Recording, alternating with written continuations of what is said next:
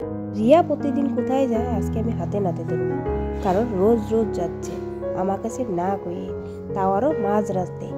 তো আজকে কিন্তু হাতে নাতেই ধরবো। তো চলো আজকে ঘুমের ভাব ধরে থাকবো।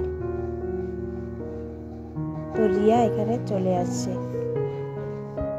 রিয়া রাজেকে দেখে আস্তে আস্তে শুয়ে গেল। শুয়ে যাওয়ার পর ঘড়ির দিকে দেখছিল কয়টা বাজে, দেখছিল যেন অনেকটা টাইম বাকি আছে, তো অল্প ঘুমিয়ে পড়ি। তারপরে আবারই দেখছিল যে রাজে ঠিকঠাক করে ঘুমাচ্ছে কি না। দেখে যে হ্যাঁ ঠিকই ঘুমাচ্ছে।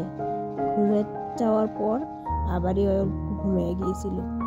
রিয়া ঘুম থেকে জাগনা হয়ে দেখেছেন 3টা বেজে গেছে। বেজে যাওয়ার সাথে সাথে ঘুম থেকে উঠে গেছে। উঠে যেয়ে দেখে রাজে কি ঠিকঠাক ঘুমাচ্ছে কি না। তারপরে দেখেছেন হ্যাঁ ঠিকই ঘুমাচ্ছে।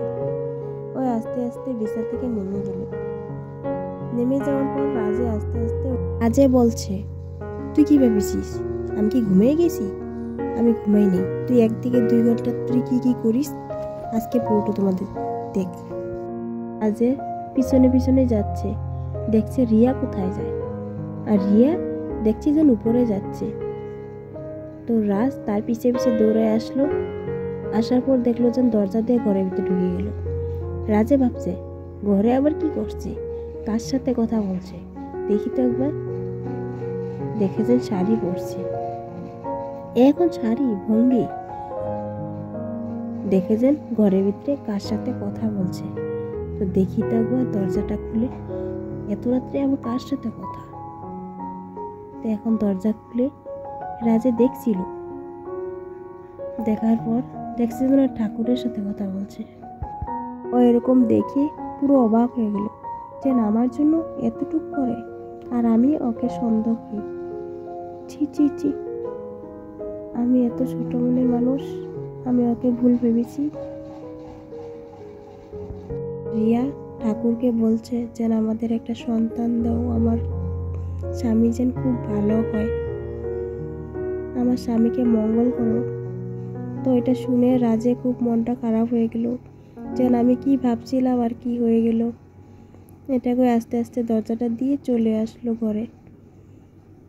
আর ভাবছিল বারে বারে, ছি আমি এত ছোট মনের মানুষ। রাজে বারবার একটা কথাই ভাবছে, যে আমি এত ভুল ভাবছি, আমি এত নিচে নেমে গেছি, আমি এই ভুল ধারণা ভাঙবই।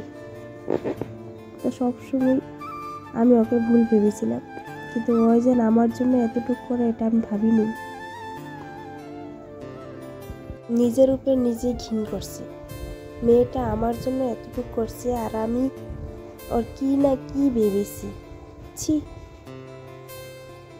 নিজের উপর নিজেরই ঘৃণ করছি, আর এরকম ভাবনা চিন্তা কোনো দিনও আনবো না। এখন অল্প ভালো হয়ে চলবো, রিয়ার মতে মতে চলবো। তো আজকের থেকে আমি গীতা পাঠ করবো।